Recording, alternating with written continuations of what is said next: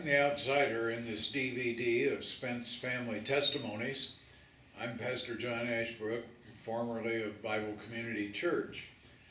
My first notice of the Spence family was when the high school kids began to show up in our services. They went to Baptist Christian School with a lot of students from Bible Community Church, and they began to attend in various services, and that was my contact with the family. My testimony is not very striking. I grew up in a pastor's home.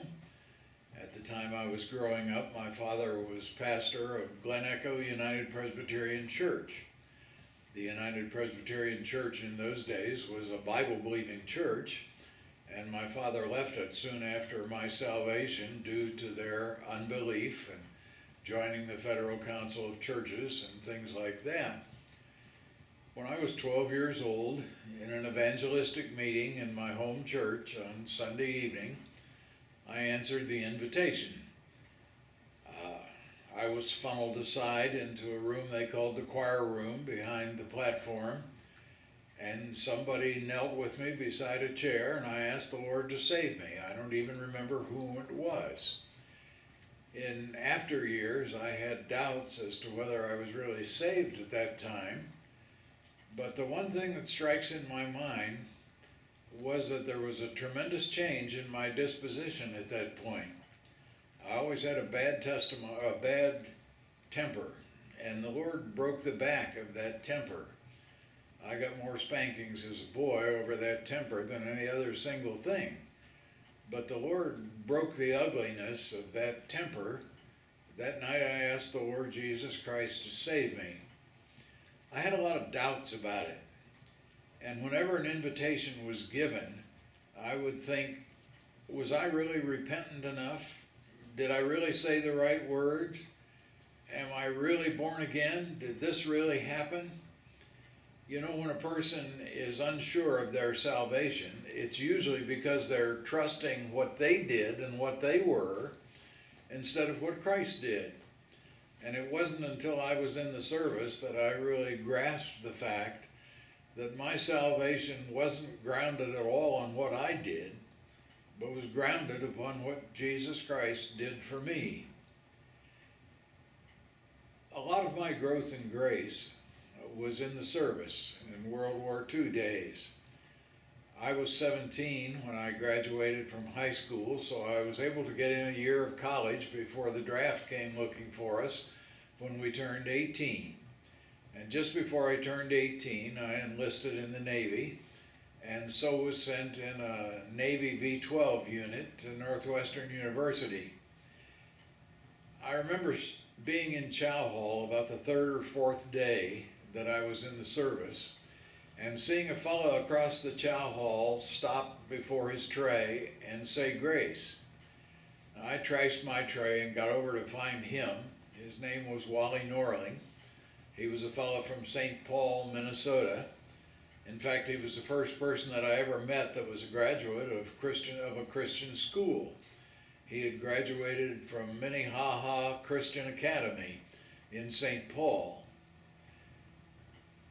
One of the things you need when you're in the service, especially when you're an 18-year-old kid, is a good Christian friend.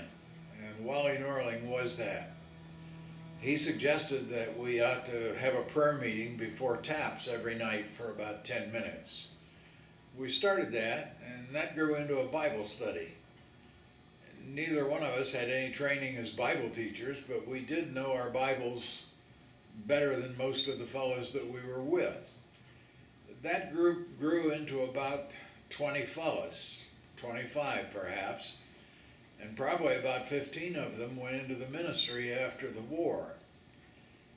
I had never thought about the possibility of serving the Lord in the ministry. When I entered college, I entered as a chemistry major.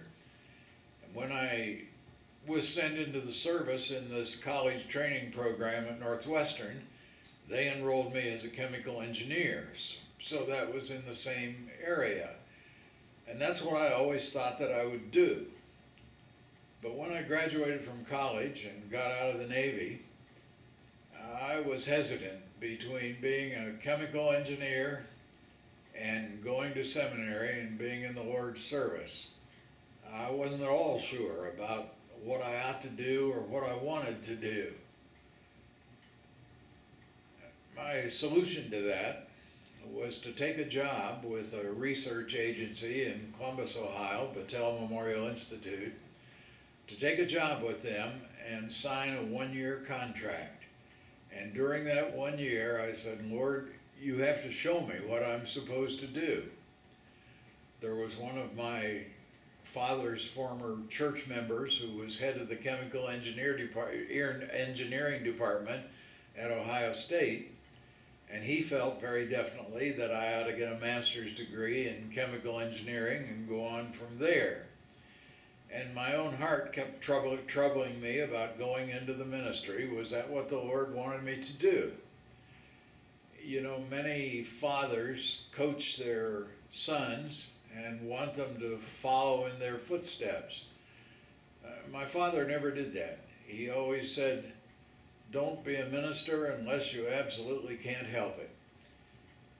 So that year was a year of prayer, but by the time the year was up in August, I knew that I was to go back to school and take some of the things I didn't take in chemical engineering, and then go on to seminary.